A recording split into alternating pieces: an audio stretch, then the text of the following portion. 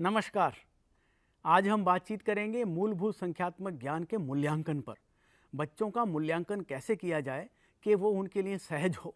मूल्यांकन से पहले कुछ चीज़ों की आवश्यकता होगी जो आपको ध्यान में रखनी है, जिनमें से सबसे पहला और महत्वपूर्ण बिंदु है कि हर बच्चा अपने आप में अलग होता है। हर बच्चे का परिवेश अलग होता है। इस अनोखेपन को उसके मूल्यांकन में भी ध्यान रखने की आवश्यकता होती है। हर बच्चा जो भी कक्षा में आता है वो कुछ ना कुछ ज्ञान लेकर आ रहा होता है। उसके घर का ज्ञान होता है, उसके रोज़ाना के जो कक्षा में जो स्कूल में बातचीत होती है उसका ज्ञान होता है। तो कोई भी बच्चा कोरी स्लेट नहीं होता। ये भी देखा जाता है कि जो बच्चे में प्रगति है वो सतत होती है, इसलिए मूल्यांकन भी सतत होना चाहिए।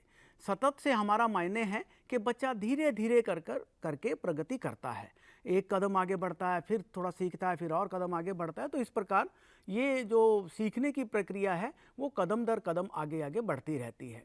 आज जो भी हमें आकलन करना होता है या मूल्यांकन करना है उसको दैनिक जीवन के जो भी हमारी शिक्षण होता है उसके साथ जोड़ना आवश्यक है। ये अलग से की जाने वाली कोई भी गतिविधि नहीं होती कि हम पहले पढ़ा लें फिर बाद में मूल्यांकन करेंगे। इसे साथ में जोड़कर चलेंगे तो हमें बच्चे के ज्ञान के बारे में बहुत अच्छा पोषण, बहुत अच्छा फीडबैक मिलता जाएगा।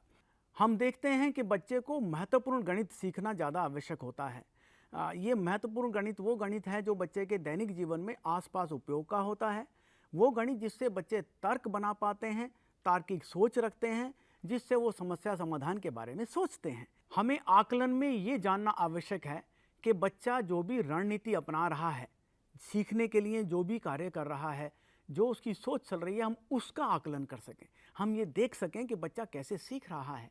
अवलोकन ये भी करना जरूरी है कि बच्चे कैसे सीख रहे हैं। ये इसमें आवश्यक होगा कि हम बच्चों से बातचीत करें।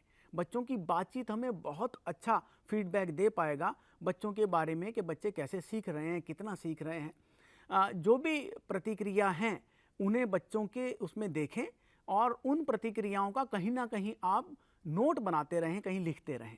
आप जो भी उदाहरण या प्रश्न हैं वो सावधानी से चुनें। इस तरह के उदाहरण या प्रश्न चुनें जो बच्चे के दैनिक जीवन से जुड़ते हुए हों। हम ये किताब से जोड़ते हुए ज़्यादा रखते हैं, जबकि ज़्यादा आवश्यकता होती है जो दैनिक जीवन में बच्चे के हो रहा है, क्योंकि ये हर बच्चे का अलग परिवेश होता है। हम ये भी देखते हैं कि जो मूल्यांकन के उपकरण हम बहुत सारे उपयोग करें। हम ये ना देखें कि सिर्फ एक पेपर पेन टेस्ट या बच्चों से खाली बातचीत या कुछ और तरीके काफ़ी होंगे। बच्चों के लिए आकलन के लिए बहुत सारे तरीके हैं जो हम देख सकते हैं। जैसे महत्वपूर्ण है जो बच्चों का अवलोकन है, उसे देखिए। बच्चों का दैनिक कार्य जो बच्चे करते हैं, चाहे वो कोई कलर करने वाला कार्य हो, रंग किया हो, चाहे किताब कॉपी पर कुछ लिखा हुआ हो, चाहे बच्चे आपस में बातचीत कर रहे हों, वो क्या कर रहे हैं, किस तरह की कर रहे हैं, ये सारी चीज़ें हमें नोट करने की आवश्यकता होती है और इन्हीं सभी तकनीकों का उपयोग करना आवश्यक होता है। सीखने के परिणाम जो हमने बनाए हैं उनके आधार पर ही मूल्यांकन होना चाहिए। जो मॉड्यूल बनाए गए हैं ये जो सीखने के परिणाम हैं उनके ही उपयोगिता के लिए हैं। बच्चे कैसे इनको ग्रहण कर रहे हैं। जो सीखने के परिणाम हैं इन्हीं के असेसमेंट के लिए, इन्हीं के मूल्यांकन के लिए भी हमें ध्यान देना चाहिए। हम ये भी देखें कि अल्टीमेटली अंत में बच्चे वो सीख पा रहे हैं जो उनसे अपेक्षित है। बच्चों के साथ प्रश्न बैंक बनाएं। सिर्फ प्रश्न बैंक बनाना, बहुत सारे प्रश्न इकट्ठे कर लेना, ये अध्यापक का ही कार्य नहीं है। बच्चों को इसमें संलिप्त करिए, इन्वॉल्व करिए। बच्चे अपने प्रश्न खुद बनाएं। एक ग्रुप प्रश्न बनाए, दूसरा ग्रुप प्रश्न पूछे। आकलन के लिए जो हमारे दृश्य श्रव्य उपकरण हैं, चाहे उसमें ऑडियोज़ हों, वीडियोज़ हों या कोई ऐसे मल्टीमीडिया कार्यक्रम हैं, उनका भी उपयोग करें। ऐसे बहुत सारे इंटरनेट के तरीके होंगे जहां बच्चे ऑनलाइन जाकर, जिनके पास ये सुविधा उपलब्ध है, वो बच्चे ऑनलाइन जाकर भी जो आकलन है उसमें भागीदारी कर सकते हैं। तो आपको ऐसे उपकरण का भी उपयोग करना आना चाहिए। आप बच्चे के जो लर्निंग लेवल हैं उनको लगातार सतत रूप से असेस करते रहें। ऐसे टेस्ट बनाएं जिससे कि ये सतत रूप से आकलन इसका होता रहे। एक महत्वपूर्ण जो टूल है, जो उपकरण है मूल्यांकन के लिए, वो रूब्रिक होता है। रूब्रिक जो है वो बच्चे का जो भी कार्य है, गतिविधि है या असाइनमेंट है, उसके आकलन के लिए होता है और उसमें हम बहुत सारे मानदंड के आधार पर अलग अलग ग्रेडिंग कर लेते हैं। तो वो एक ही ग्रेड ना होकर बहुत सारे अलग अलग ग्रेड पर बच्चे का आकलन किया जा सकता है। इससे हमें ये भी सहायता मिलती है कि हम बच्चे को निष्पक्ष रूप से आकलन कर सकते हैं, किसी दूसरे बच्चे के सापेक्ष नहीं, लेकिन उसी के अपनी प्रगति के आधार पर उसका आकलन किया जा सकता है। हम जो बनाते हैं रूब्रिक, वो ऐसा बनाया जाना चाहिए जिसमें जिनको हम असेस कर रहे हैं यानी बच्चे, उनकी भी भागीदारी हो और वो भी उसमें पूरी तरह भागीदारी करें। छात्रों के जो परामर्श हैं उनको आप ज़रूर रूब्रिक में रखें कि कैसे आकलन किया जाना चाहिए, किन बातों पर ध्यान दिया जाना चाहिए। रूब्रिक को बच्चों के समकक्ष मूल्यांकन के में भी मदद करते हैं, मतलब बच्चे आपस में एक दूसरे का मूल्यांकन करें, अपना स्व मूल्यांकन करें, इसमें भी रूब्रिक बहुत उपयोगी होते हैं। किसी तीसरे व्यक्ति की आवश्यकता इसमें नहीं होती, बच्चा अपने आप से देखता है अपनी, क्योंकि ये जो आकलन है ये बच्चे को समझ आना चाहिए कि ये बच्चे की सहायता के लिए किया जा रहा है। हम ये ना समझें कि बच्चे को लेवल या ग्रेड करने के लिए किया जा रहा है। तो बच्चे अपना आकलन खुद कर सकते हैं, एक दूसरे का आकलन कर सकते हैं। ये आवश्यक है कि हम समकक्ष मूल्यांकन या स्व मूल्यांकन पर भी ध्यान दें और रूब्रिक उसमें बहुत सहायक होते हैं। आप देखते हैं कि एक आपको ये रूब्रिक का एग्जाम्पल दिया जा रहा है, जो आप इसको पढ़ पाएंगे। हमने 3 स्तर पर बातचीत की है और जो भी इसमें हमारे क्राइटेरिया है मूल्यांकन का वो सारे लिखे गए हैं। किस बच्चा कौन से स्तर पर है वहाँ टिक लगा लें या उसको अपनी डायरी में नोट कर लें। आज बच्चे ने कोई कार्य किया स्तर 1 पर है, कल वो उसमें स्तर 2 पर होता है या कुछ दिनों बाद स्तर 2 पर पहुंचता है, कुछ दिनों बाद स्तर 3 पर पहुंचता है, किस प्रकार उसकी प्रगति हो रही है, ये भी हम इस तरह के रूब्रिक के माध्यम से कर सकते हैं। तो ऐसे बहुत सारे रूब्रिक आपको खुद बनाने पड़ेंगे।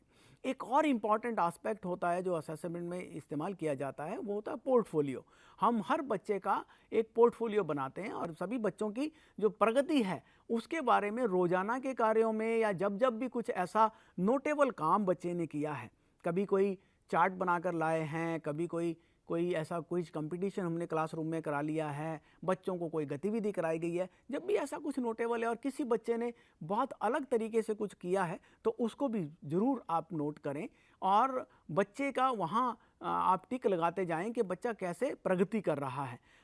वो अगर हमने मान लीजिए एक उदाहरण के लिए दिया है कि 1 अप्रैल से लेकर और 25-26 जुलाई तक बच्चे की प्रगति को लिखा गया है, आप ऐसे अपनी डेट्स खुद बना सकते हैं।